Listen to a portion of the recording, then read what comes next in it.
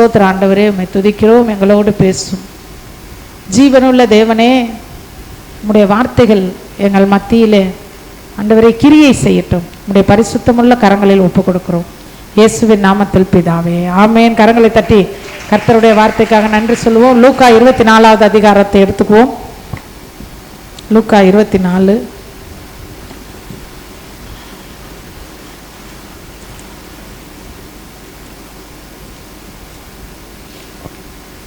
எல்லாரும் எழும்பி நின்றுக்கலாம். பைபிள் எடுத்துட்டு எல்லாரும் எந்திரிச்சிருவோம். லூக்கா 24 13லிருந்து 33 வரைக்கும் 20 வசனம் இருக்குது. அந்த வசனத்தை என்ன செய்ய போகிறோம்?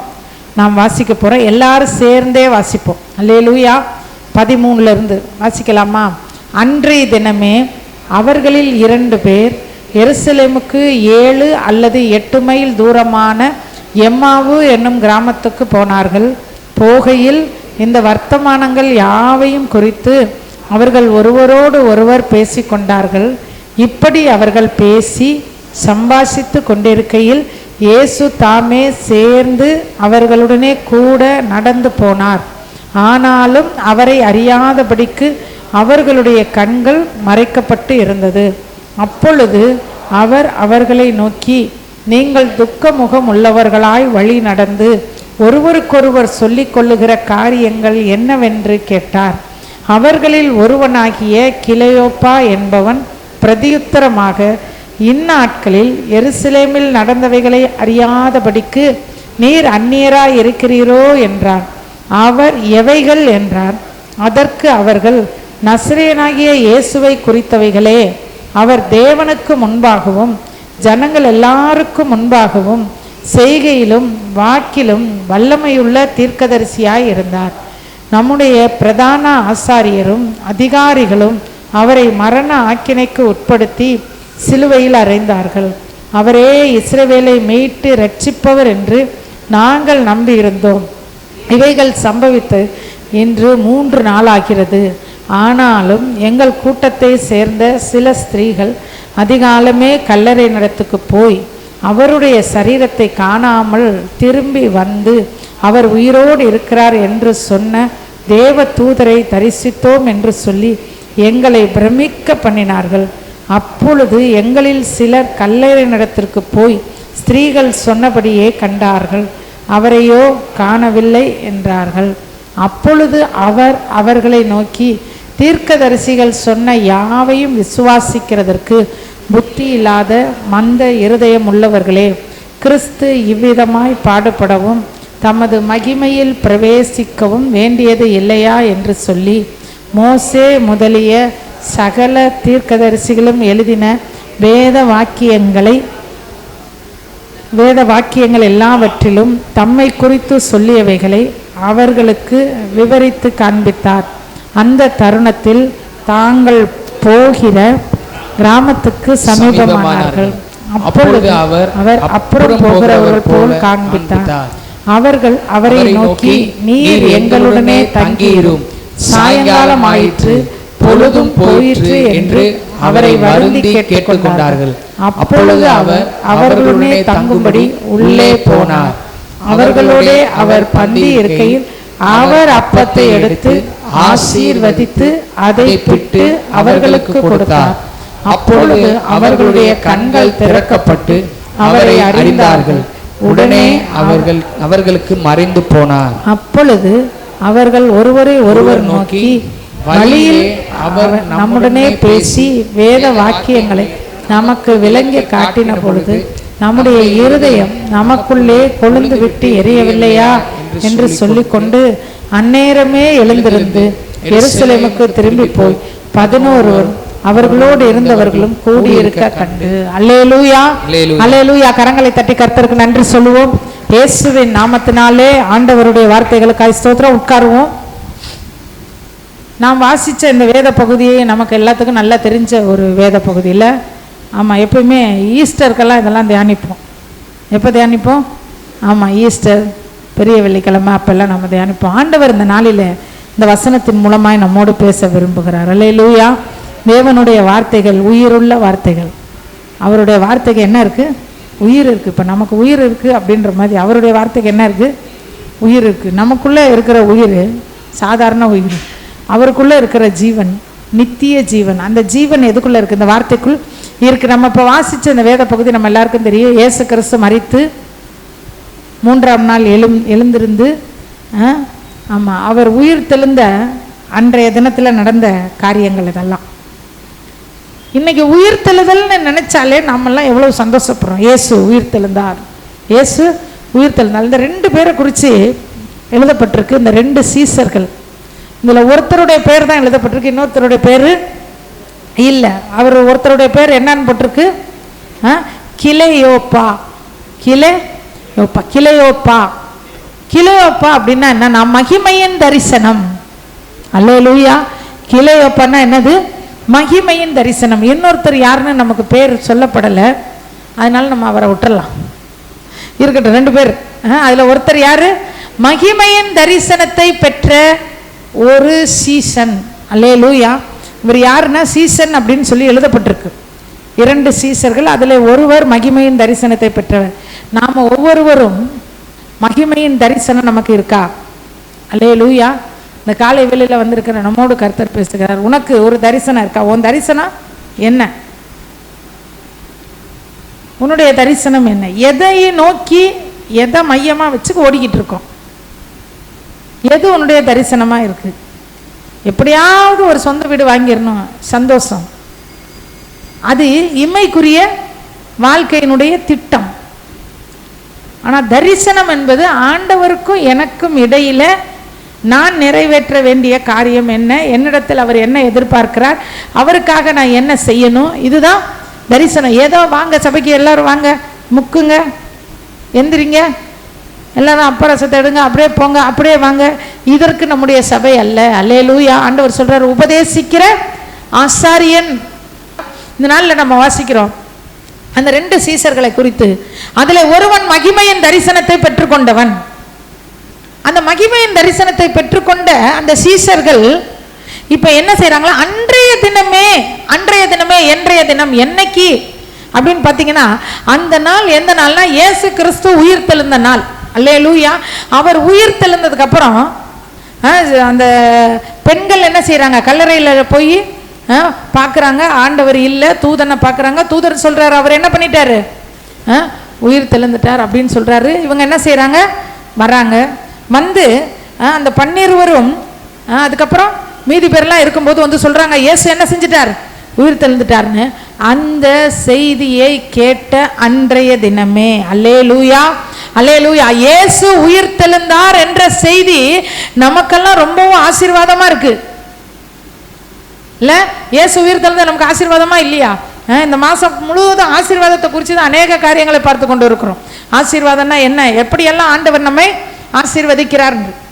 அப்ப அந்த உயிர் தெழுந்த ஆசீர்வாதமான செய்தியை கேட்டுட்டு 2 பேர் எங்க போறாங்களாம்? எருசலேமுக்கு 7 அல்லது 8 மைல் தூரமான எம்மாவு என்கிற கிராமத்துக்கு போனார்கள்.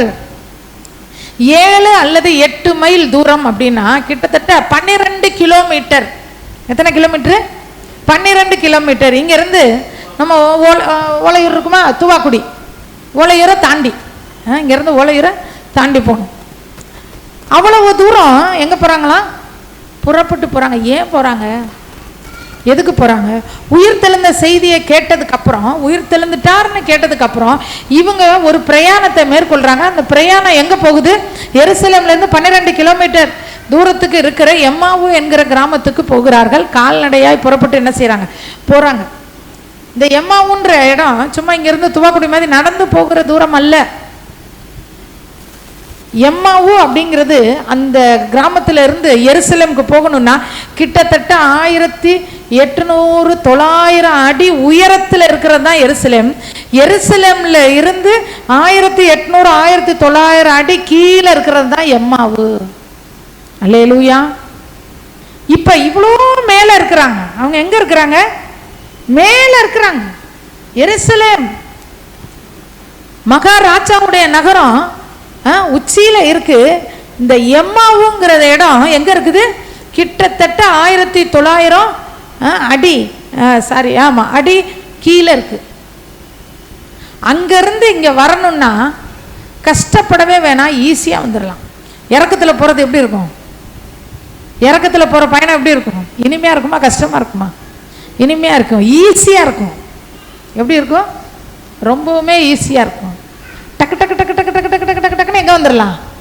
எம்மாவுக்கு வந்துடலாம். ஆனால் ஒரு காலத்தில் இவங்க எம்மாவிலேருந்து எருசலேமுக்கு வந்தவங்க. அல்லேலூயா. எம்மாவு அப்படின்ற அந்த ஊர் இவங்களோட ஊர். யாருடைய ஊர்? கிளையப்பாவுடைய ஊர், இன்னொருத்தவங்களோட ஊர். 2 பேரும் சேர்ந்து போகிறாங்க.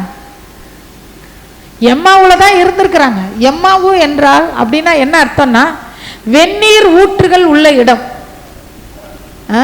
இப்போ ஊற்றுலேருந்து வர தண்ணியெல்லாம் எப்படி வருது? சில்லுன்னு வருது. ஆனால் அங்கே எப்படி இருக்கும்?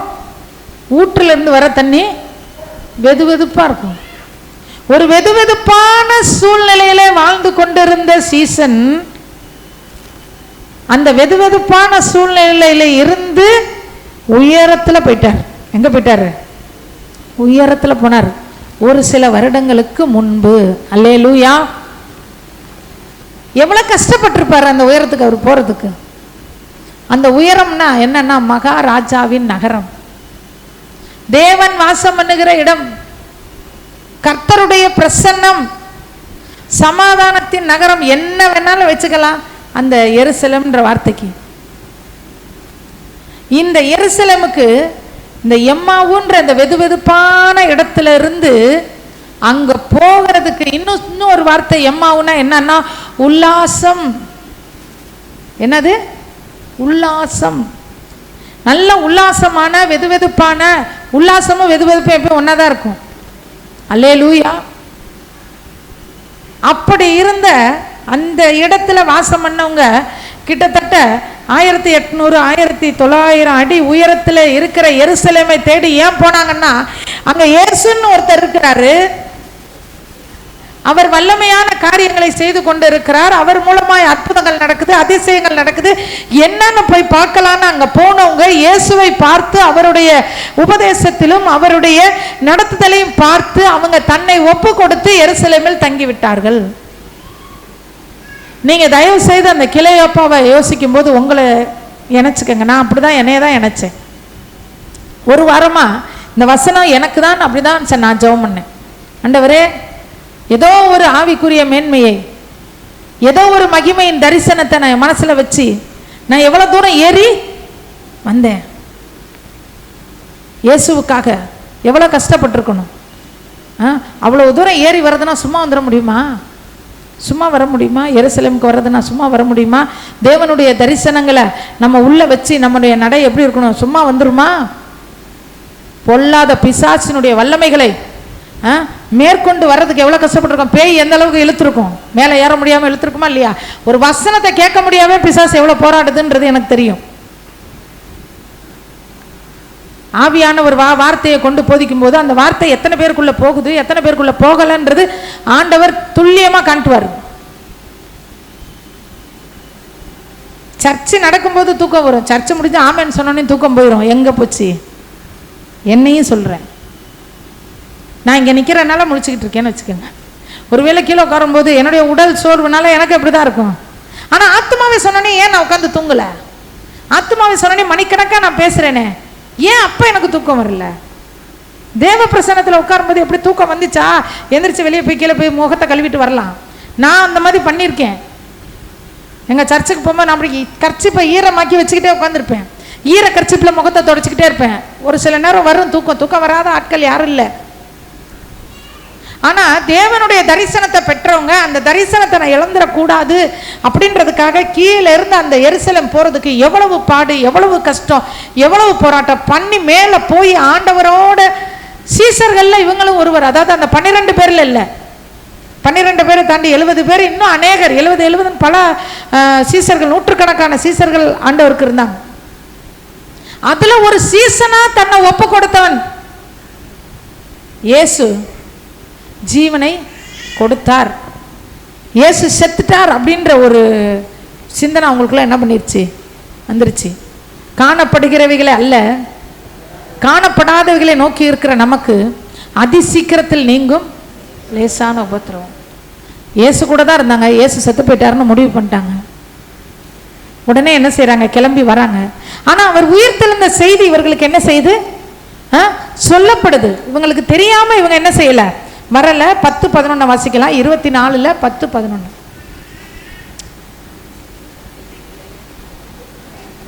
இவைகள் அப்போஸ்தலருக்கு சொன்னவர்கள் மகதலேனா மரியாளும் யோவன்னாலும் யாக்கோபின் தாயாகிய மரியாளும் இவர்களுடைய கூட இருந்த மற்ற ஸ்திரீகளுமே. இவர்களுடைய வார்த்தைகள் அவர்களுக்கு வீண் பேச்சாய் தோன்றினதினால் அவர்கள் இவர்களை நம்பவில்லை.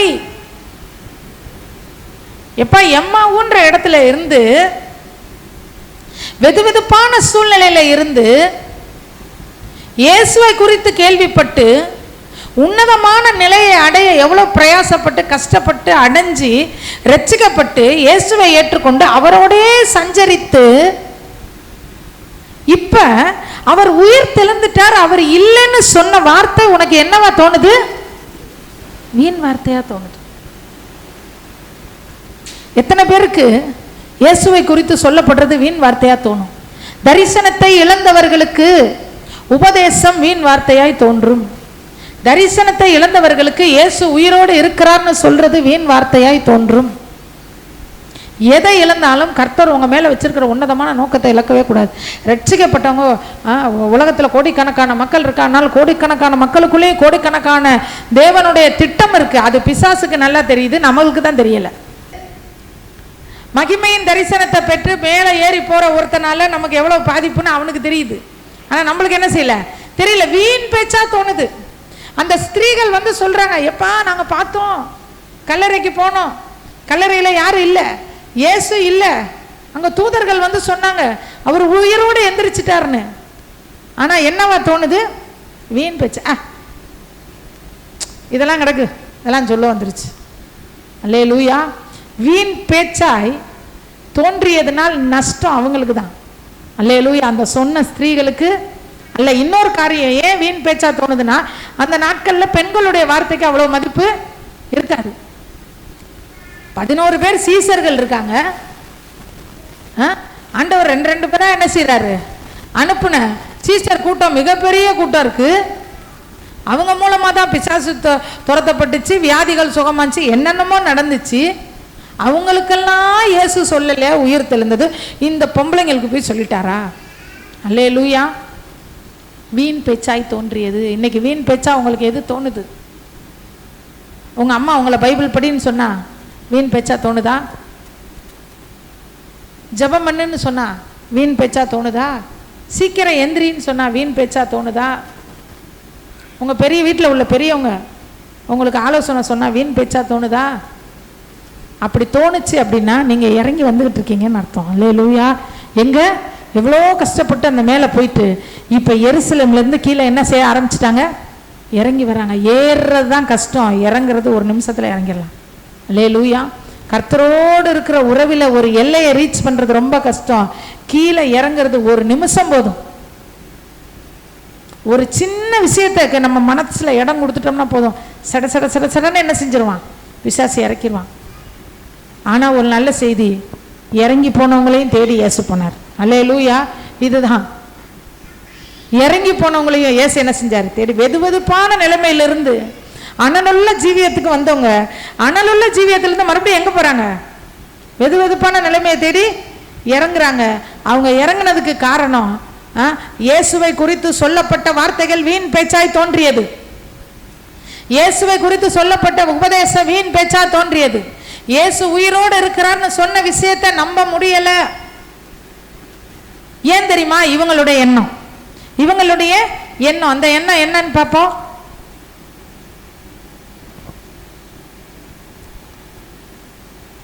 இருபத்தி 21 வாசிக்கலாம். 24, 21.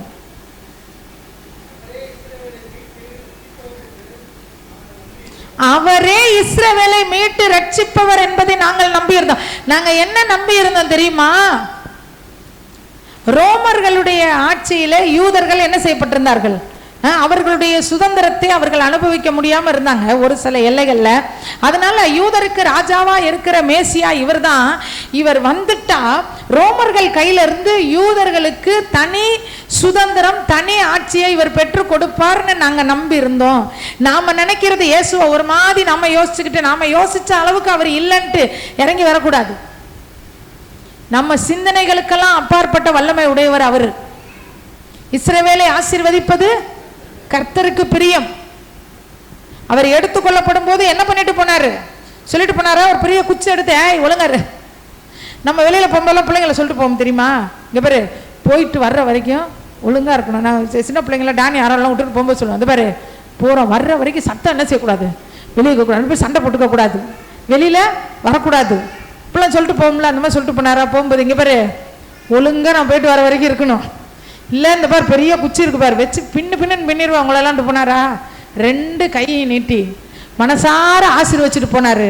நான் வர வரைக்கும், திரும்பி நான் வர வரைக்கும் நீங்க ஆசீர்வாதமா இருங்க. அல்லேலூயா. ஆசீர்வாதம்னா என்னன்னு பார்த்தோம் போன வாரம் மாலை ஆராதனையில். 3 விதமான ஆசீர்வாதங்களை பார்த்தோம். நாம இந்த நாளில் இவங்க சொல்றாங்க, நான் ஒரு மாதிரி யோசிச்சேன், இயேசு இப்படிதான் நான் யோசிச்சேன், அவர் தான் ரோமர்களை காலி பண்ணிடுவாரு, ரோமர்கள் கையிலிருந்து ஆட்சி உரிமையை அவர் பறிச்சிருவாரு, யூதர்களுக்கு அவர் ஆட்சி உரிமையை பெற்றுக் கொடுப்பாரு, இப்படிலாம் நாங்கள் நினைச்சிருந்தோம். கடைசியில் செத்து போயிட்டாரு. கடைசியில் செத்து போயிட்டாரு. ஆண்டவரை நம்ம ஒரு சின்ன மூளைக்குள்ள வச்சு அவர் அடக்கக்கூடாது. அவர் இதை தான் செய்வார், அவர் எதையும் செய்வார். அல்லேலூயா. அவர் யூதர்களுக்கு விடுதலை கொடுக்கணும்னு நினைச்சாரு, கொடுப்பாரு. அவரே இஸ்ரவேலை மீட்டு ரட்சிப்பவர் என்று நாங்கள் நம்பி இருந்தோம். ஆமா, அவர் தான் ரட்சிக்கிறவர். ஆனா இவங்க நினைச்சாங்க இஸ்ரவேலை ரட்சிக்கிறவர் என்று. அவர் முழு உலகத்தையும் ரட்சிக்கிற உலக ரட்சகர் என்பதை அவர்கள் அறியாமல் இருந்தார்கள். அல்லேலூயா. கர்த்தருடைய கை குறுகி போயிற்றோ, கர்த்தருடைய கை குறுகி போயிற்றோ. ஒரு சின்ன வட்டத்துக்குள்ள இயேசுவை வைக்காதீங்க, ஒரு சின்ன வட்டத்துக்குள்ள இயேசுவை வைக்காதாங்க. இவங்க நினைச்சாங்க இஸ்ரவேலை மீட்டு ரட்சிப்பவர், நினைச்சா செத்து போயிட்டாரு. ஆண்டவர் சொல்றாரு, நான் மரித்து 3ஆம் நாள் உயிரோடு எழுந்து முழு உலகத்துக்கும் ரட்சிப்பை என்ன செய்யணும், கொடுக்கணும். நானே உலக ரட்சகர்ன்றத அவர். ஆனா அவரை இவங்க என்ன பண்ணிட்டாங்க, குறுக்கிட்டாங்க. அன்னைக்கு அந்த ஒரு கேசட் வாங்க முடியலன்னு, ஒரு கேசட் கூட வாங்க முடியல. போ, என்ன வாழ்க்கை. நாங்க என்ன சினிமா பாட்டுக்கா கேட்கிறோம்? ஏசு பாட்டை தானே பாட கேட்கிறோம். இதுக்கு கூட ஒரு கேசட் வாங்குறதுக்கு நமக்கு வழி இல்லை. நமக்கு என்னதான் நிலைமை எப்போ அப்படின்னு நினைச்சிருந்தோம்னா நம்ம கேசட் வாங்கிட்டே இருந்திருப்போம். அல்லேலூயா. இயேசுவை ஒரு சின்ன வட்டத்துக்குள்ள வைக்காதீங்க, இயேசுவை ஒரு சின்ன ரூம்குள்ள போட்டு பூட்டாதீங்க. அவர் மிகப்பெரிய தேவன், அவர் மிகப்பெரிய காரியங்களை உங்க வாழ்க்கையில செய்ய முடியும்.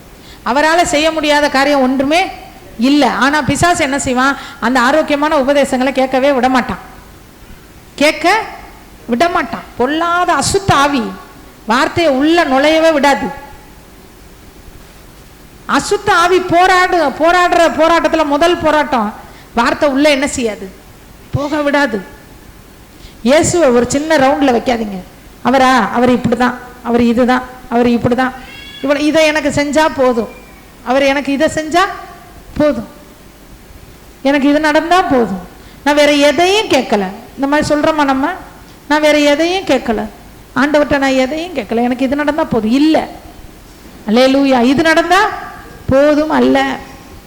அத்தி மரத்தின் கீழே என்னை கண்டதினால் நீ என்ன செய்யற, சுவாசிக்கிறியா? இதிலும் பெரிதானவைகளை காண்பாய்ன்னு சொல்றாரு. அந்த பெரிதானவை என்ன? அந்த பெரிதானதுன்னா என்ன? எதை சொன்னாரு இதிலும் பெரிதானதுன்னு?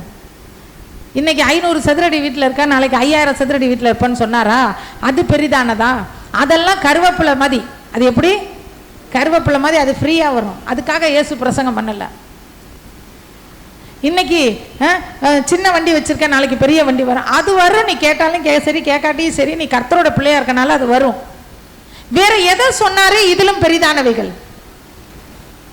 வானங்கள் திறந்திருக்கிறதையும் தேவ தூதர்கள் மனுஷகுமாரனுக்கு இறங்குகிறது ஏறுகிறது இது முதல் காண்பாய், இதுதான் பெரிய விஷயம்னு அவர் சொன்னார். அல்லேலூயா. உங்க ஒவ்வொருத்தருக்காக அவர் வானத்தை திறக்க முடியும்ன்றத பெரிய விஷயம். ஒரு சின்ன மனுஷனுடைய இருதயத்தை உங்களுக்காக ஆண்டவர் திறக்க மாட்டாரா? ஒரு சின்ன ஒரு காரியத்தை உங்களுக்காக அவர் செய்ய மாட்டாரா? ஒரு சின்ன ஒரு வேலையினுடைய எல்லையை இதை திறந்து கொடுக்க மாட்டாரா? அவர் சொல்றாரு வானம் திறக்கப்படுப்பா, இதை விட பெரிய விஷயம். அத்தி மரத்தின் கீழே நான் இருந்ததுனால பார்த்தேன்னா உடனே நீ பரவசம் ஆயிராத. வானம் உனக்காக திறக்கப்படும். தேவ தூதர்கள் அங்கிருந்து இறங்குவாங்க. எதுக்காக தேவ தூதர்கள் இறங்குறாங்க? எதுக்காக இறங்குறாங்க? எதுக்காக ஏறுறாங்க? நம்முடைய ஜெபங்களை எடுத்துக்கொண்டு தேவதூதர்களை பற்றி மிகப்பெரிய காரியங்கள் நிறைய சொல்லலாம். தொழுது கொள்ளுகிறவர்களை அளந்து பார்க்கும்படி கர்த்தர் தூதர்களை அனுப்புவார். அளந்து பார்ப்பார் நம்முடைய ஆத்துமாவின் எண்ணங்கள் முழு. அதனால தான் சொல்றது, சர்ச்சுக்கு வந்தா 100% அட்டென்ஷன்ல இருக்கணும். நாங்கள் நம்பி இருந்தோம், நான் எதையோ ஒன்று நம்பினேன், அவரை சின்ன வட்டத்துக்குள்ள வச்சுக்கிட்டு இதை செய்யறதுக்கு அவருக்கு வல்லமை உண்டு நினைக்காதீங்க. இதை தாண்டி பெரிய விஷயங்களை செய்ய அவருக்கு வல்லமை உண்டு. எனக்காக வானத்தை திறக்க அவருக்கு வல்லமை உண்டு. வானத்தையே திறப்பாருன்னா ஒரு மனுஷனுடைய இருதயத்தை திறக்க மாட்டாரா? ஒரு மேல் அதிகாரியோட மனசை திறக்க மாட்டாரா? ஒரு கணவனுடைய மனசை திறக்க மாட்டாரா? மனைவியோட மனசை திறக்க மாட்டாரா? கல்லா போன பிள்ளைங்களுடைய மனசை திறக்க மாட்டாரா? என்ன செய்ய முடியாது அவரால? இவங்க அப்படிதான் செஞ்சாங்க. முடியாதுன்னு இவங்க ஒரு முடிவு பண்ணிட்டாங்க. அவர் தான் செய்வாரு நினைச்சோம், விஷயம் கைமீறி போயிருச்சு. அல்லேலூயா. நாம் இந்த நாள் ஆண்டவர் உங்களுக்கு சொல்றாரு, உனக்காக நான் வானத்தையே திறப்பேன். அதனால நீ என்னை சின்ன வட்டத்துக்குள்ள போட்டு என்னை என்ன பண்ணிடாத, பூட்டாத. இன்னைக்கு உன் வருமானம் ரொம்பவும் சின்னதா இருக்கலாம், இல்ல அற்பமா இருக்கலாம், இல்ல பெரிய அளவுல ஒரு எதிர்பார்ப்பு உங்க கண்ணுக்கு முன்னாடி இல்லாம இருக்கலாம். எது இருக்கோ இல்லையே, இயேசு இருக்கிறார். அடுத்து ஒரு வசனத்தை வாசிக்கலாம். நாங்கள் என்ன செஞ்சிருந்தோம், அவரை நம்பி இருந்தோம் அப்படின்னு சொல்லிட்டு இந்த பெண்கள் சொன்னதை என்ன செய்யலாம், அவங்களுக்கு வீண் பேச்சாய் தோன்றியது. சரி, 14 வாசிக்கலாம்.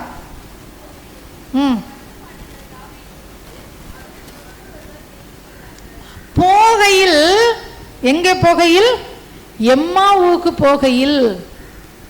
எம்மாவூருக்கு போகணும்னு முடிவு பண்ணிட்டாங்க. எதை விட்டுட்டு வந்தாங்களோ, எந்த வெதுவெதுப்பான நிலைமை எனக்கு வேணாம், நான் இயேசுவோட இருக்கணும்ட்டு எதுக்காக வந்தாங்களோ, இப்போ மறுபடியும் எங்கே போகிறாங்க? அங்கே போகிறாங்க. அவங்கள்ட்ட ஏங்க போறீங்கன்னா, ஆமாங்க நான் இப்படி நினச்சிருந்தேங்க, அப்படி நினச்சிருந்தேங்க, அப்படி நினச்சிருந்தேங்க, இப்படி நினச்சிருந்தேங்க, ஒன்றுமே நடக்கலைங்க, அதனால நான் போகிறேன். அல்லேலூயா. தேவனால் கூடாத காரியம் ஒன்றும் இல்லை. அவரால் எல்லாமே செய்ய முடியும். உங்கள் மனசு சொல்லலாம், உங்கள் மூளை சொல்லலாம் இது நடக்காதுன்னு. அல்லேலூயா. ஆனால் தேவனால் சகலமும் கூடும். மறுபடியும் கிளம்பி எங்கே போகிறாங்க? ஆமாம், எனக்கு ஒரு பொண்ணை தெரியும். முதல் நம்முடைய சபை ஆரம்பிக்கிறதுக்கு முன்னாடி நாங்கள் பண்ணி வச்ச முதல் திருமணம், அவங்களுடைய திருமணம் அந்த திருமணம் நிச்சயதார்த்தம் முடிஞ்சதுக்கப்புறம் ஃபோனில் அதான் பேசிக்குவாங்கல்ல. இப்போ நிச்சயம் முடிச்சுட்டா என்ன செய்வாங்க, ஒருத்தருக்கு ஒருத்தர் பேசிக்குவாங்க. அந்த மாதிரி பேசும்போது நீ இப்படி நான் அப்படி பேசும்போது சொன்னானா, என்னை கல்யாணம் பண்ணுறதை நீயே ஏதாவது சொல்லி நிப்பாட்டிடு, எனக்கு என்ன செய்யாது, குழந்தை பிறக்காது அப்படின்னு நானா. அப்போ இந்த பிள்ளை கேட்டுச்சான், ஏன் என்னாச்சு அப்படின்னப்பா, குழந்தை பிறக்காதுன்னு சொல்லியிருந்தாலும் பரவாயில்ல, திருமண வாழ்க்கைக்கே நான் எப்படிப்பட்டவன் இல்லை, தகுதி இல்லாதவன், எனக்கு சர்டிஃபிகேட்டே இருக்குது, எனக்கு இப்படி ஒரு ஆக்சிடென்ட் நடந்துச்சு, அது இதுன்னு என்னென்னமோ சொன்னானா. இந்த பிள்ளை கேட்டுட்டு எனக்கு ஃபோன் பண்ணி சொன்னிச்சு, அக்கா இப்படி சொல்கிறாருக்கா, என்னக்கா செய்யலான்னு அப்படின்னு சொன்னிச்சு. நான் சொன்னேன், எனக்கு என்ன சொல்கிறேன்னே தெரியல, நிச்சயமும் முடிஞ்சிருச்சு, அப்போ ஏன் இவ்வளோ நாள் சொல்லலையா அப்படின்றப்ப அவங்க வீட்டில் ஃபோர்ஸ் பண்ணியிருந்தாங்க, நீ சொல்லக்கூடாது, நீ சொல்லி இந்த திருமணம் நின்றுச்சுன்னா நான் செத்து போயிடுவேன்னு எங்கள் அம்மா சொன்னாங்க. அதனால நான் என்ன பண்ணிட்டேன், இதை மறைச்சிட்டேன். ஆனாலும் இப்போ எனக்கு மனசு கேட்கல, அதனால நான் என்ன செஞ்சிட்டேன், சொல்லிட்டேன். இப்படி எனக்கு ஒரு விபத்து நடந்துச்சு, எனக்கு ஒரு ஆப்ரேஷன் பண்ணதுனால இனிமேல் திருமண வாழ்க்கைக்கே நான் தகுதி இல்லைன்னு சொல்லிட்டாங்க அப்படின்னு. அப்போ இந்த பிள்ளை ஜபம் பண்ணிச்சா, என்கிட்ட கேட்டுச்சு. நான் சொன்னேன், நீ ஜபம் பண்ணி முடிவு பண்ணுங்க. அல்லேலூயா. ஜபம் பண்ணி முடிவு பண்ணி, என்ன முடிவு பண்ணுமா நீ பண்ணு, நீ எதுவாக இருந்தாலும் ஓகே அப்படின்றப்ப அந்த பிள்ளை ஜபம் பண்ணப்ப ஆண்டவர் சொன்னாராம், தேவனால் கூடாத காரியம் ஒன்றுமில்லை. அல்லேலூயா. உடனே கல்யாணத்துக்கு ஓகே சொல்லிடுச்சு. எல்லா வேலைகளும் நடக்குது. இந்த விஷயம் என் ஒரு ஆளுக்கு மட்டும்தான் தெரியும், வேற யாருக்குமே தெரியாது. அப்போ நான் ஆண்டவர்கிட்ட போய் நிற்கிறேன், என்னப்பா அந்த பிள்ளை இப்படி சொல்லுதே, என்ன நடக்கும் அப்படின்றப்ப அப்புறம் அந்த பிள்ளை மறுபடியும் நான் கேட்டேன், என்னம்மா நீ உணர்ச்சி வசப்பட்டு எதுவும் முடிவு பண்ணுறியா? இல்லைன்னு. இல்லைக்கா, தேவனால் கூடாத காரியம் ஒன்றும் இல்லை. பாருங்களேன், அதுதான் தேவனை பெரிய விஷயமா பெரிய அளவுக்கு யோசிக்குது பாருங்க. கணவன் சரீர பிரகாரமாய் திருமண வாழ்க்கைக்கு தகுதி இல்லை, அதை முன்னாடியே சொல்லிட்டாரு. நிப்பாட்டனா கல்யாணத்தை என்ன செய்யலாம், நிறுத்தலாம். ஆனா என்ன செய்யலாது, நிறுத்தல. கல்யாணம் நடந்துச்சு. ஒரு சில வருடங்கள் திருமண வாழ்க்கையா அவங்களுக்குள்ள கிடையாது. 3 வருஷம் ஆச்சு. ஆனா தொடர்ந்து கர்த்தருக்குள்ள ஒரு நாள் கூட அந்த பையனை ஒரு இதா அந்த பிள்ளை பேசல. அவனாச்சும் வேண்டாம், என்ன பாரு, நான் அப்பயே சொன்னேன்ல பாரு, நமக்கு இப்படி இருக்கு, ஆண்டவர் இருக்கார், ஆண்டவர் இருக்கார், ஆண்டவர் இருக்கார். அப்ப ரசத்தை புசிக்க புசிக்க புசிக்க புசிக்க புசிக்க ஆண்டவரை பெருசா அந்த பிள்ளை யோசிச்சு, கணவனுடைய சரீரத்தை யோசிக்கல, பிரச்சனையை யோசிக்கல, போராட்டத்தை யோசிக்கல. இயேசு பெரியவர். எதுவுமே இல்லாத இடத்துல பூமியை உண்டாக்குனார். அவர் பூமியை உண்டாக்கும் போது எதை வச்சு உண்டாக்குனார்? நாம ஒரு இட்லி சுடணும்னா நமக்கு அரிசி வேணும், உளுந்து வேணும். அவர் மண்ணாவை எதை வச்சு கொடுத்தார்? இயேசு. அந்த பிள்ளை பெருசா யோசிக்க ஆரம்பிச்சு. ஒரு நாள் நாங்க ஆட்டோல போயிட்டு இருக்கோம், ஃபோன் பண்ணுது, அக்கா நான் கர்ப்பமா இருக்கேன். என்னது கர்ப்பமா இருக்கியா? அதுக்கப்புறம் தான் தெரிஞ்சு இந்த பிள்ளை சரீரத்துல பயங்கரமான குறைகள் இருந்திருக்குன்னு. அந்த பையனுக்கு இருக்கிறது தெரிஞ்சிருக்கு. அதுக்கப்புறம் இது போய் பார்க்குது, இதுக்கு யூட்ரஸ்ல அந்த பிரச்சனை, இந்த பிரச்சனை, அது இது அவ்வளோ பிரச்சனை. அப்ப சொன்னிச்சு, அக்கா அவனுக்கு தான் பிரச்சனைன்னு நினைச்சேன், இப்ப எனக்குமே என்னது பிரச்சனை? எங்களுக்கு குழந்தை பிறக்கும். எங்களுக்கு என்ன செய்யும்? குழந்தை பிறக்கும். இயேசு செய்வாருன்னு. கர்த்தர் அற்புதமா ஒரு பெண் குழந்தைய கொடுத்து இப்ப அந்த பிள்ளை என்ன செய்யுது? படிச்சுக்கிட்டு இருக்கு. அல்லேலூயா. அதற்கு அடுத்து இன்னொரு ஆண் குழந்தைய கொடுத்துட்டார். தேவன் வானத்தை திறக்கிறவர், வானத்தை திறக்கிற ஆண்டவர். இதிலும் பெரிதானதை செய்யற அவரை ஒரு சின்ன ரவுண்டுக்குள்ள வச்சு அவரை போட்டு ஒரு டப்பாக்குள்ள போட்டு அடைச்சிடாதீங்க.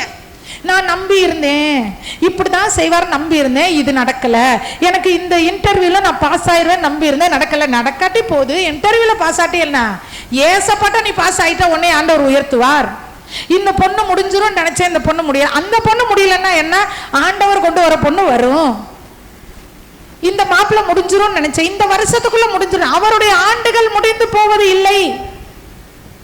ஆண்டவரை பெருசா பாருங்க, இயேசுவை பெருசா பாருங்க. இவங்க இயேசுவை அவங்க பெருசா பார்க்க தெரியாதனாலதான் இவங்க வாழ்க்கையில என்ன நடந்துச்சு?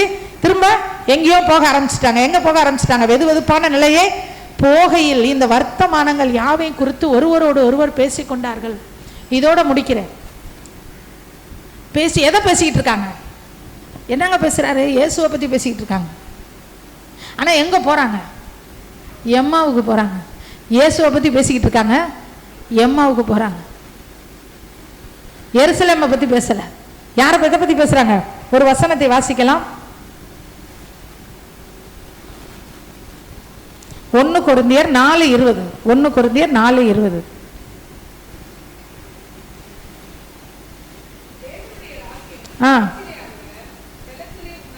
தேவனுடைய ராஜ்யம் பேச்சில் இல்ல, பேச்சு முழுசு இயேசுவை பத்தி தான் இருக்கு. ஆனா நீ போற பாதை எங்க இருக்குது? வெது வெதுப்பான நிலைமை நோக்கி போயிட்டு இருக்க. பேச்சு பெருசா இருக்குது. ஆண்டவர் அற்புதம், அதிசயம், ஆண்டவர் பெரிய, அவரு அப்படிங்க, அவரு இப்படிங்க. சரி, நீ இப்ப எங்க போற? நீ பேசுற அளவுக்கு பெரிய லெவல்ல பாதை இல்லையே. தேவனுடைய ராஜ்யம் எங்க இல்ல? இல்ல. கொஞ்ச நேரம் பேச்சு கொடுத்து பார்த்தா ஆகா ஓகோன்னு பேசுவாங்க. இயேசு அப்படி செஞ்சாங்க, இப்படி செஞ்சாருங்க. ஆமா, நீ எம்மாவுல இருந்து எருசலேமுக்கு போனப்போ அவருடைய காரியங்கள் எல்லாத்தையும் நீ பார்த்திருக்க. அவர் குஷ்டரோகிகளை சொஸ்தமாக பார்த்திருக்க, முடவர்களை நடக்க வச்ச பார்த்திருக்கோம், குருடர்களுக்கு பார்வை கொடுத்த பார்த்திருக்கோம், செத்தவங்களை எழுப்புனதை பார்த்தோம், எல்லாத்தையும் பார்த்தோம். அதெல்லாம் பேசிக்கிட்டு இருக்கோம். ஆனா எங்க போய்கிட்டு இருக்கோம்? எதை பேசிக்கிட்டு இருக்கிறோன்றது முக்கியம் இல்ல, எங்க போய்கிட்டு இருக்கோன்றது முக்கியம். பேச்சு இயேசுவை பத்தி பேசலாம். உங்க பாதை எதை நோக்கி போகுது? வெது வெதுப்பான நிலையை நோக்கி போகுது. ஆவிக்குரிய வாழ்க்கையில வெது வெதுப்பான நிலைன்றது அவ்வளவு ஒரு நல்லதே கிடையாது. ஆனல் உள்ளவங்களா இருக்கணும். என்ன உள்ளவங்களா இருக்கணும்? ஆனல் உள்ளவங்களா இருக்கு. இயேசுவை பெருசா யோசிக்கணும், பெருசா அவர்கிட்ட இருந்து எதிர்பார்க்கணும். அவர் எனக்கு எதனாலும் செய்வாரு அப்படிங்கிற ஒரு நம்பிக்கை இருக்கணும். என்ன அவர் பலப்படுத்துவாரு. ஸ்தோத்திரம் கூட சொல்ல பலன் இல்லாம இருக்கக்கூடாது. நல்ல வாயை விரிவாய் திற, நல்ல வாயை திறந்து ஸ்தோத்திரம் பண்ணணும். ஏன்னா நம்ம ஆராதிக்கிற தேவன் ஜீவனுள்ள தேவன். அது நமக்கு தெரியல, எதிராளிக்கு தெரியுது. கூடாது. தேவனுடைய ராஜ்யம் பேச்சிலே அல்ல பலத்திலே நிலைக்கிறது. அல்லேலூயா. பேச்சு எருசலேமை பத்தி பேசிக்கிட்டு போறாங்க. எருசலேம்ல நடந்த விஷயத்தை பத்தி எல்லாம் பேசுறாங்க. இயேசு இப்படி இருந்தாரு, அப்படி இருந்தாரு, அப்படி செஞ்சாரு, இப்படி செஞ்சாரு, இப்படி பண்ணாரு. இன்னைக்கு காலையில கூட பாருங்களேன், அந்த பெண்களுக்கு காட்சி கொடுத்தார். பிரமித்தார்கள் இருக்கு. என்ன செய்தார்களாம்? அந்த பெண்களால் சொல்லப்பட்டதை கேட்டு அவர்கள் என்ன செய்தார்கள்? பிரமித்தார்கள். வசனத்தை எடுத்தவங்க வாசிங்க. பிரமித்தார்கள். இது 23 24வது அதிகாரம் 23வது வசனம்.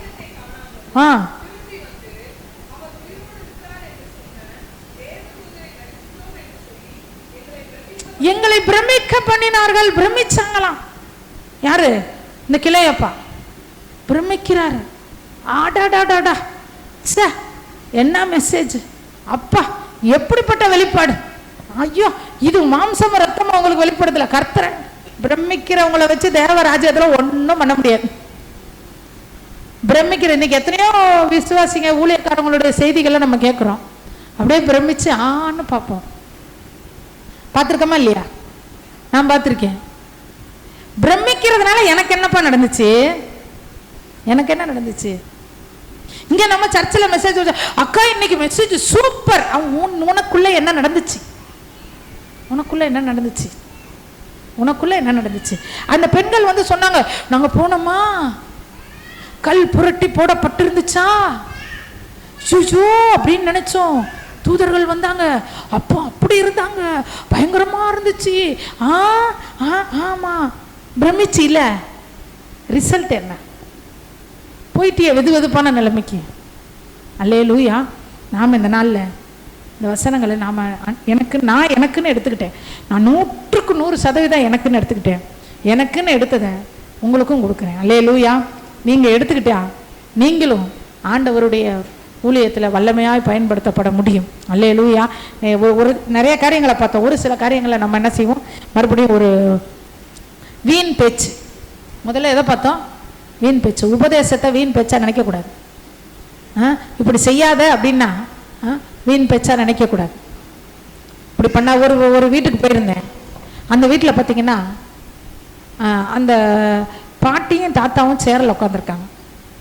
இன்னொரு சேர் இருக்குது, நம்ம சர்ச்சுக்கு வர்றவங்க வீடு தான். இன்னும் 2 சேர் கிடக்கு, கட்டில் இருக்குது. ஆனால் அந்த பேர பிள்ளைங்க கீழே உட்காந்துருக்குதுங்க, காலேஜ் படிக்கிற பிள்ளைங்க.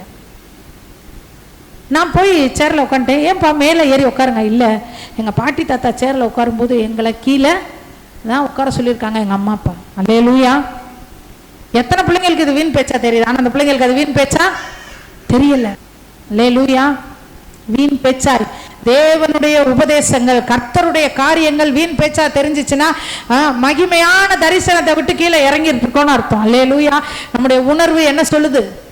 உணர்வு வீண் பேச்சா சொல்லுதா? நம்ப மாட்டேங்குதா? ஆண்டவருடைய காரியங்களை நம்ப மாட்டேதா? ஆண்டவரை ஒரு குறிப்பிட்ட எல்லைக்குள்ள வச்சு இதுதான் இயேசுவால முடியும், இதுக்கு மேல முடியாதுன்னு உங்க மனசு சொல்லுதா? நீங்க கீழே போயிட்டு இருக்கீங்கன்னு அர்த்தம். வேண்டாம், நீங்க மேல ஏறி வாங்க. இயேசுவால எதையும் செய்ய முடியும், இயேசுவால எதையும் செய்ய முடியும் அப்படின்ற விசுவாசத்துக்குள்ள வாங்க. ரோட்ல படுத்து கிடந்தவங்களை எல்லாம் இன்னைக்கு கர்த்தர் எப்படி எப்படியே வச்சிருக்கிறார். இந்த வின்சென்ட் செல்வகுமார் அவருடைய சாட்சியை பார்த்தீங்கன்னா, குடிச்சிட்டு ரோட்ல அப்படியே வாந்தி எடுத்து கிடப்பாரா. அந்த வாந்திய நாய் வந்து என்ன செய்யுமா? நக்குமா. இன்னைக்கு அவர் இருக்கக்கூடிய இடம் இப்படிப்பட்ட இடம். ரோட்ல படுத்து நாய் முகத்தை நக்குன ஒரு மனுஷனை கர்த்தர் வல்லமையா பயன்படுத்த முடியும்னா ஏன் நம்மளை பயன்படுத்த முடியாது? நம்மள அம்மா அவ்வளவு மோசமா இல்லையே, ஏன் நம்மளை நாமளே வந்து குற்றப்படுத்திக்கிறோம்? நான் சரியில்லை, அது இல்லை, இது இல்லை. எல்லாவற்றையும் இழந்து நடுத்தருக்கு போன குடும்பங்கள்லாம் இன்னைக்கு எப்படி எப்படியோ ஆண்டுகிட்டு இருக்காங்க. அரசால சிறைச்சாலையிலிருந்து புறப்படுவாரும் உண்டு. ராஜாங்கத்தில் பிறந்து ஏழையா, அது நமக்கு வேணாம், அது வேற. நம்ம இதை தான் முடிச்சுக்கணும். அரசால சிறைச்சாலையிலிருந்து புறப்படுவாரும் உண்டு. எவ்வளவு சிறை இருப்பில் இருந்தாலும் சரி, எவ்வளவு பிரச்சனையில இருந்தாலும் சரி, எவ்வளவு பாவ கட்டில இருந்தாலும் சரி, எவ்வளவு கொடிய தரித்திரத்தில் இருந்தாலும் அரசால என்னை வைக்க ஆண்டவருக்கு முடியும். இதை தான் நம்ம சொல்லணும். இந்த காலை வேளையில வந்திருக்கிற உங்களுக்கு ஆண்டவர் சொல்றாரு, என்ன ஒரு குறிப்பிட்ட எல்லைக்குள்ள போட்டு பூட்டாத, என்னை விடு, நான் வானத்தையே திறக்கிறதுக்கு ரெடியா இருக்கேன். அல்லேலூயா. வர்த்தமானங்களை குறித்து பேசி கொண்டார்கள். பேச்சில இல்ல, பேச்சில இல்ல, பாதையில் இருக்கு. எந்த பாதையில போறோம்? வெது வெதுப்பான சூழ்நிலை. இன்னைக்கு அனுதின ஜபம் இருக்கா? வேத வாசிப்பு இருக்கா? வாரத்தில் ஒரு நாள் உபவாசம் இருக்கணும்னு தீர்மானம் பண்ணியிருப்போம். உபவாசம் சரியா இருக்கிறோமா? அந்த உபவாச நேரத்தை தூக்கத்துக்கு கொடுக்குறோமா? அந்த உபவாச நேரத்தை யாராருக்கோ கொடுக்குறோமா? உபவாசிச்சா ஜபிக்கணும். உபவாச ஜபம் பண்றோமா? இரவுல கண் விழிச்சு ஜபிக்கிறோமா? வேதத்தை வாஞ்சையோடு எடுத்து வாசிக்கிறோமா? குடும்ப ஜபம் பண்றோமா? 2 பேர் இருந்தாலும் பண்ணலாமே குடும்ப ஜபம். ஏன் இதெல்லாம் நம்ம செய்யல? அப்படி செய்யலைன்னா வெது வெதுப்பான இடத்தை நோக்கி போய்கிட்டு இருக்கீங்கன்னு அர்த்தம். எம்மாவுக்கு போகாதீங்க. எம்மாவுக்கு போறவங்க வாய் கிளிய பேசுவாங்க. எம்மாவுக்கு போறவங்க எப்படி பேசுவாங்க? வாய் இங்க இருந்து இங்க வரைக்கும் பேசுவாங்க. ஆண்டவர் அப்படியாக்கும், அவரை பத்தி எனக்கு தெரியும், அவரை பத்தி உனக்கு தெரியும். நீ எங்க போறப்ப? எவ்வளவு கஷ்டப்பட்டு மேல வந்த. ஜெபம், உபவாசம், பரிசுத்த வாழ்க்கை, ஆண்டவர், அர்ப்பணிப்பு, ஆராதனை, அபிஷேகம், அந்நிய பாஷை, எப்படி வந்த மேல. இப்ப என்னன்னா, இது வரன்னு நினைச்சேன் வரல, அது வரன்னு நினைச்சேன் வரல, இது கிடைக்கல, அது கிடைக்கல, அது நான் அப்படி நம்பி இருந்தோம், இப்படி நம்பி இருந்தோம். அல்லேலூயா. இந்த நாளில் ஒரு முடிவு பண்ணுவோம். ஆண்டவரே, நாங்கள் எங்கே போக மாட்டேன், எம்மாவுக்கு போக மாட்டேன், எருசலேமில் இருப்பேன். ஆனால் ஒரு நல்ல செய்தி, எம்மாவுக்கு போகிறவங்க இயேசு அவங்களையும் தேடி வந்தார். இதே நம்மளா இருந்தா போறியா, 3 வருஷம் என் கூட இருந்து எல்லாத்தையும் பார்த்தீல, எவ்வளோ அற்புதங்களை உன் கண்ணுக்கு முன்னாடி செஞ்சேன், நன்றி கெட்ட சீசனே திட்டினார். ஆனா மந்த இருதயம் உள்ளவர்களை முட்டாள் அப்படின்னு திட்டினார், மந்த பயில அப்படிலாம் திட்டினாரு. ஆனாலும் கூட வந்தார். அல்லேலூயா. கூட வராரு, கூடவே வராரு. எவ்வளோ பெரிய நல்ல ஆண்டவர் பாருங்களேன். போற போக்கு எங்க போகுது, உல்லாசத்தை தேடி போறான். போறது எதை தேடி போறாங்க, வெதுவெதுப்பான நிலைமை போறான். ஆனா ஆண்டவர் கைவிடலை, கூடவே வராரு. கூடவே வந்து மறுபடியும் கடைசி வசனத்தை நம்ம வாசிச்சு நம்ம முடிக்கலாம். 23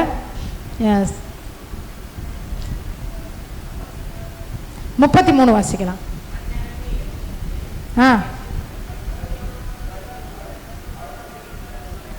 அந்நேரமே எழுந்திருந்து எருசலேமுக்கு மறுபடியும் போறாங்க. மேல இருந்து எம்மாவுக்கு வந்துட்டாங்க. ஏசு அவங்களிடம் இதெல்லாம் இன்னும் உள்ள நிறைய இருக்கு, சொன்னா லேட் ஆகும். வராங்க, ஆண்டவர் கூடவே வராரு. எம்மாவுக்கு வந்துட்டாங்க. அங்க வந்து என்ன செய்யறாரு, அப்பம் பிட்கிறாரு. அந்த வீட்டுக்குள்ள நுழைஞ்சு அப்பம் பிட்கிறாரு. ஒரு வீட்டுக்குள்ள நுழைஞ்சு அப்பம் வந்து அடுத்த ஆள் பிட்கவே முடியாது. அந்த வீட்டினுடைய தலைவன் தான் அப்பம் பிட்கணும். இவர் சொல்றார், நானே உன் வீட்டின் தலைவன், நான் தான் உன் குடும்பத்துக்கு தலைவன். உன் குடும்ப தலைவன் சரியில்லைன்னு நினைக்காத, நான் தான் உன் குடும்ப தலைவன். அப்பம் பிட்கிறதுக்கு உன் வீட்டுக்குள்ள நான் இருக்கேன். அப்பம் பிட்டு அவங்க இருதயத்தை திறக்கிறாரு. திறந்த உடனே மறுபடியும் அவங்க எம்மாவுல இருந்து கிளம்பி எங்க போறாங்க, எருசலேமுக்கு போறாங்க. ரொம்ப கஷ்டம்தான். இறங்கி வந்தது ஒரு நேரம், பரவாயில்ல, நேரம் வீணா போச்சு, பலன் வீணா போச்சு. மறுபடியும் ஏறி போறாங்க, மறுபடியும் பிரயாசப்படுறாங்க. ஓடி போய் மறுபடியும் சீசர் கூட்டத்தோட சேர்ந்துக்கிட்டாங்க. அல்லேலூயா. நம்ம எல்லாரும் எழுமி நின்று ஜெபிக்கலாம். அல்லேலூயா. மூடிய கதவு திறக்கும், முன்னிற்கும் தடைகள் விலகும். மூடிய கதவு திறக்கும், முன்னிற்கும் தடைகள் விலகும். இருளே நாட்கள் நீங்கும், மாவெளிச்சம் உண்மை உதிக்கும். இருளே நாட்கள் நீங்கும், மாவெளிச்சம் உண்மை உதிக்கும். இயேசுவின் நாமத்தினால் ஒரு அற்புதம் உனக்கு நடக்கும். இயேசுவின் நாமத்தினால் ஒரு புது வழி உனக்கு திறக்கும். இயேசுவின் நாமத்தினால் ஒரு அற்புதம் உனக்கு நடக்கும். இயேசுவின் நாமத்தினால் ஒரு புது வழி உனக்கு திறக்கும். ஹல்லேலூயா. ரகா லகா ஹத ரகா சகா லமா ரகா ரகா ரகா நிகா லமா நகா ரகா லகா ரகா லகா ரகா லகா ரகா ரகா ரகா ரகா சா லகா ரமா நகா ரகா லகா நகா ரகா லகா லகா லகா ரகா. இயேசுவின் நாமத்தினாலே, இயேசுவின் நாமத்தினாலே இந்த பிள்ளைகளை ஆசீர்வதியும், ஆசீர்வதியும், ஆசீர்வதி. நீர் ஆசீர்வதிக்கிற தேவன், அப்பம் பிட்டு கண்களை திறந்த தேவன். உம்முடைய வார்த்தைகள் இந்த வேளையில பிற்கப்பட்டிருக்கிறது. இந்த மேல் வீட்டு அறையில, இந்த ஆண்டவரே திருச்சபையில, இந்த சபை கூடுதலிலே ஜீவ அப்பம் பிற்கப்பட்டிருக்கிறது. இவர்கள் ஒவ்வொருடைய கண்கள் திறக்கப்படுவதாக இயேசுவின் நாமத்தினாலே, இயேசுவின் நாமத்தினாலே. இவர்கள் இருதயம் ஒருவேளை சோர்ந்து போயிருக்கலாம். நான் அப்படிலாம் நினைச்சேனே, இப்படிலாம் நினைச்சேனே, அதெல்லாம் எனக்கு நினைக்கும், நான் நடக்கும் நினைச்சேனே, இதெல்லாம் வரும் நினைச்சேனே, நான் நினைச்சது நடக்கலையே என்ற சோர்வினால வெது வெதுப்பான இடத்தை நோக்கி போய் கொண்டிருக்கிற சகோதரியே, சகோதரனே, கர்த்தர் உன்னோடு கூட இருக்கிறார். உன் பிரயாணத்திலே அவர் உன்னோடு கூட வருகிறார். மறுபடியும் உன்னை உன்னதமான மகிமையின் தரிசனத்திலே உன்னை கொண்டு போய் நிறுத்த அவர் உன்னோடு கூட இருக்கிறார். பிசாசினுடைய எல்லா எரிச்சல்கள், பிசாசினுடைய சகல விதமான சதி நாச மோசங்கள் ஆண்டவராகிய இயேசுவின் நாமத்தில் மகிழ்ந்து அப்புறப்படுத்துகிறோம். இழந்து போன மகிமையின் தரிசனத்தை மறுபடியும் உடைய பிள்ளைகளுக்கு கொடுக்கும். வெது வெதுப்பான இடத்துல இருந்து மறுபடியும் மேலான எருசலேம் எருசலேமுக்கு அவர்களை கொண்டு வந்து சீசர்களோடு அமர பண்ணுவீரா. அமர பண்ணுவீரா. ஆவிக்குரிய பூமிக்குரிய சகல நன்மைகளை கட்டளையிடும். தேசமே பயப்படாதே, மகிழ்ந்து களி கூறு. கர்த்தர் பெரிய காரியங்களை செய்வார்.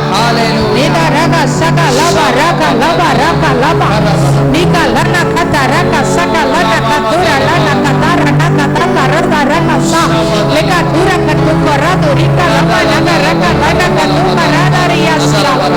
இயேசுவின் நாமத்தினால் உடைய கரத்தில் ஒப்பு கொடுக்கிறோம். பெரிய காரியங்களை செய்யும். இது முதல் வானங்கள் திறக்கப்படும். பிள்ளைகளுக்காக வானங்கள் திறக்கப்படும்.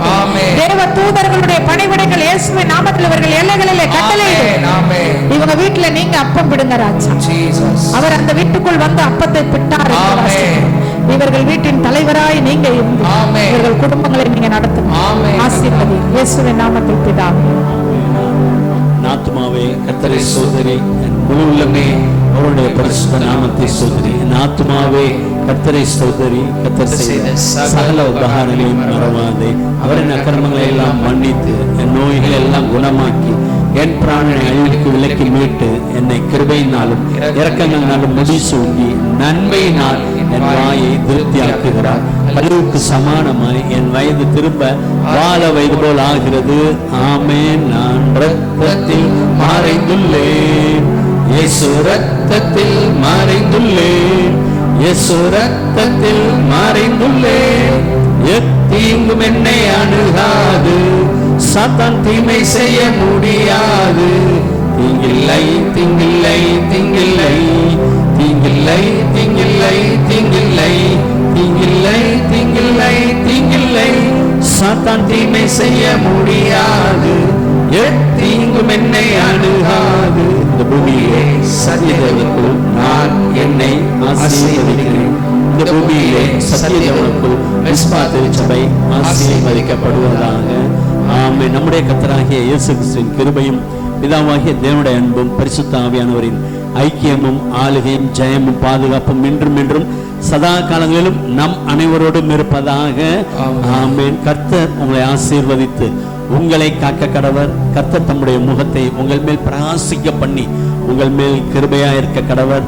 கர்த்தர் தம்முடைய முகத்தை உங்கள் மேல் பிரசன்னமாக்கி உங்களுக்கு சமாதானம் கட்டளையிட கடவர். ஆமென். ஹல்லேலூயா. கர்த்தர் தாமே மகாராஜாவின் நன்மையினால் உங்களை திருப்தியாக்குவாராக. ஆமென்.